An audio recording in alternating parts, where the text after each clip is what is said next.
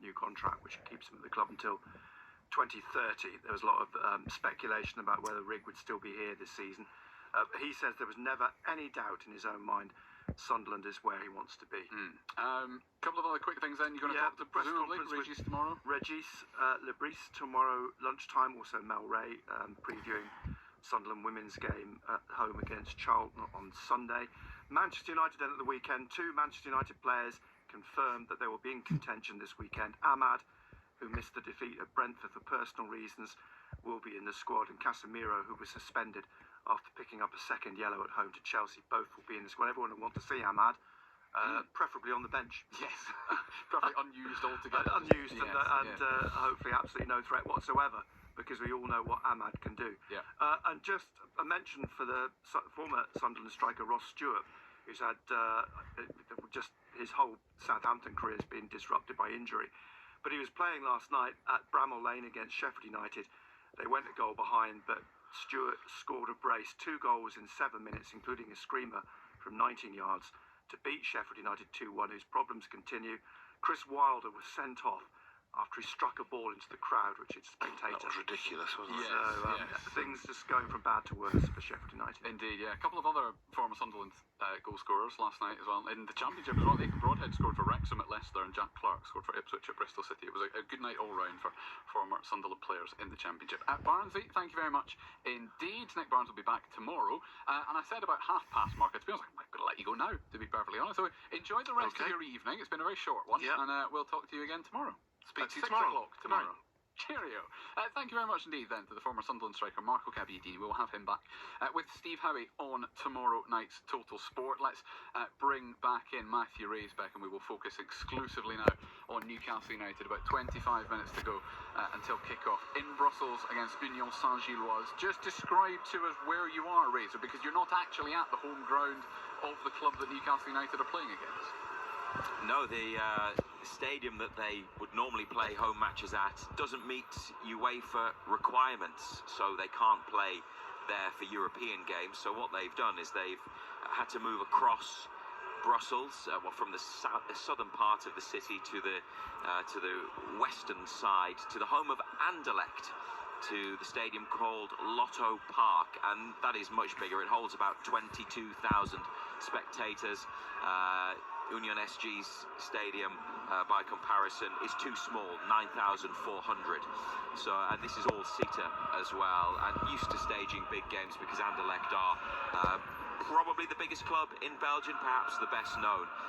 So it's slightly unusual for them to have a home fixture, their first Champions League home fixture, but for it not to be played at their own stadium. This is their debut in the competition after winning the Belgian title last season, but they are a club with European experience, and more than Newcastle in recent years, Colin, because they've been in the Europa League and in the Conference League in the 3 seasons prior to this one. So yeah, they know their way around UEFA competitions, but the Champions League is new to them, and it's an interesting dynamic that they've got their supporters here in the Union Saint-Gilloise yellow and blue. They are scattered around the stadium. I don't think it's going to be full. It certainly isn't full at the moment. Newcastle fans are filing in black and white to my right-hand side as I speak. But yeah, they have home advantage, but not quite home advantage, if I can put it like that. Yeah, and it's a funny thing. I think if we're honest, most of us hadn't really heard of Union Saint-Gilloise before Newcastle United were drawn against them. No. Yet their opening game, when they were such comfortable winners against the team, and I've forgotten who they beat in their opening game. PSV, that's who it was. I knew it was another team that Newcastle were going to come up against. Yeah. Might just have opened a few people's eyes. Yeah, you could say that, but then you look at the result of other Dutch sides in the Champions League. I mean, Ajax went to Marseille last night and were absolutely battered. Yeah. I think, if I'm right in saying, Ajax got beaten in their first game as well. So the standard of Dutch football doesn't seem to be where it was. So I'm not too sure how much you can read into that, but I suppose going away from home in the Champions League and winning so comfortably, they have to be respected. And you look at the league table in the Belgian league, they're unbeaten this season. They've got maximum points, so they're obviously a decent side. They've got something about them, but how strong do you hold Belgian football? I suppose that is the question. How strong is that Belgian league? Well, they are the best that Belgium has to offer, Colin. Yeah. They are the best from last season, also this season, top of the table. They are an interesting club because there's links to English football with Tony Bloom, who is the owner and chairman of Brighton. He bought them 7 years ago, got them promoted, and then a couple of years ago when Union SG were in the Europa League, Brighton also qualified. He had to reduce his shareholding in order to comply with UEFA's multi-club ownership rules, but they're clearly well run. They're clearly a club that is on the up and wants to stay at the top of Belgian football and compete in Europe regularly. And in terms of a couple of players, there are one or two really interesting cases and one or two interesting stories. Firstly, Ross Sykes, a defender who's on the bench. He is from Lancashire. He's a Burnley boy, but he's a Newcastle United fan. Picked Newcastle as his team when he was young. He was brought to Belgium from Accrington Stanley, having been playing in League One, and has been around and playing a part in their success for the last 3 years. When Newcastle were in Dortmund 2 years ago in the Champions League, he was in the stands as a spectator, as a supporter, and he's on the bench tonight. So whatever happens, a bit like Andy Cook with Bradford in the League Cup last week, you just hope that he gets on and gets the opportunity. They also have a player, their captain, Christian Burgess, who started his career at Middlesbrough, had a loan spell at Hartlepool in the lower leagues, and has made more than 200 appearances now for Union SG since joining from Portsmouth 5 years ago. And their goalkeeper, I want to tell you about, who's playing tonight, Kjell Scherpen, who is a big boy, 6'8", and he played for Brighton alongside Dan Burn on his only Brighton appearance. So a couple of interesting facts about some of the players in the Belgians' side tonight. Well, I want to see them stand next to each other because according to a well-known internet encyclopedia, he's 6'9". 2 meters 6 centimeters. I mean, you then expect your goalkeeper to dominate, Ando. Because tell you what, it's a long way down though. Yeah, it's a long way down to the ground. Okay, in the air, but anything on the ground, he's got a long way to go. So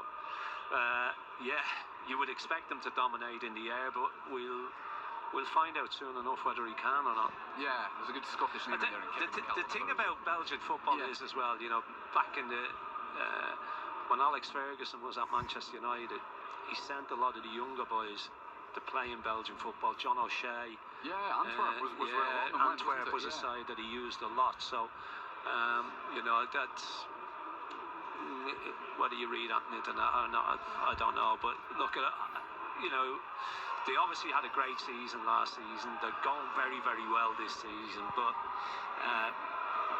don't know a great deal about them. I suppose it says an awful lot about them when they have to play at Anderlecht because their own ground isn't up to the standard of Champions League quality to be able to play Champions League games there.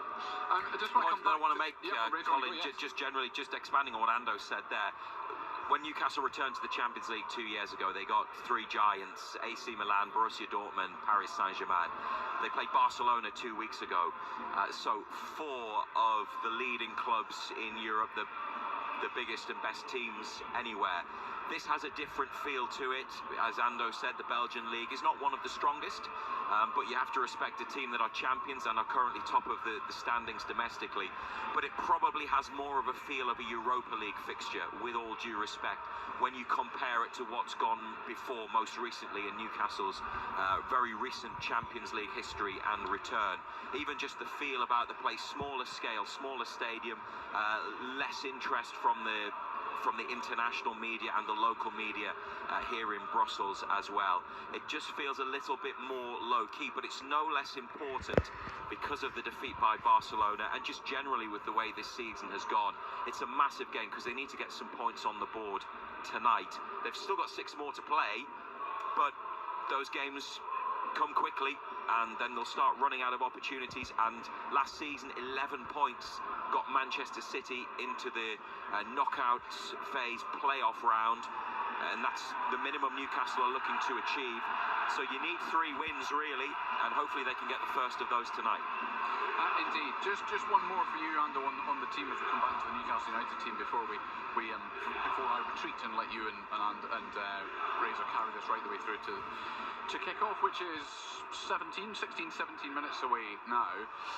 Dan Burn at left back, we talked about a little bit earlier on, and we'll come back to it once we see how he performs in the opening 15-20 minutes of this game. But that front three as well, Nick Voltemada now basically has to play every game. Razor kind of alluded to it earlier. He has to start now for as long as he's fit. Until Yohan Wissa is fit again, there is a lot of demand on him physically and a lot of pressure on him psychologically as well. He is the focal point. Yeah, I mean, obviously you've got Asula there as well, but you would think Voltemada is the main man. Got through the game well at the weekend. Obviously didn't play the full 90 minutes, but got his goal. I thought played well. His touch was good. Brought people into the game well. And the games are coming thick and fast. It's going to be really interesting how they use him. Is he going to be there game in, game out? Is there going to be a stage where you're going to have to put some faith in Asula?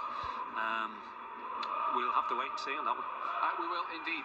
Thank you very much for the moment, and John Anderson. This is time, like I say, for me to pull back from this and let Matthew Race back in Brussels and John Anderson in the dry warmth of this BBC Radio Newcastle studio take you through the rest of the build-up. 15 minutes away from kick-off, then Newcastle United away to Union Saint-Gilloise in the Champions League. It's all Razor and Ando after this. Anna Foster, weekday mornings from 10. Dropped the dog lead.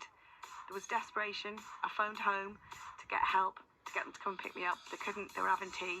There was only one thing for it. Use the brassiere as a dog lead. That was perfect. Stretchy. For puppies of a different kind.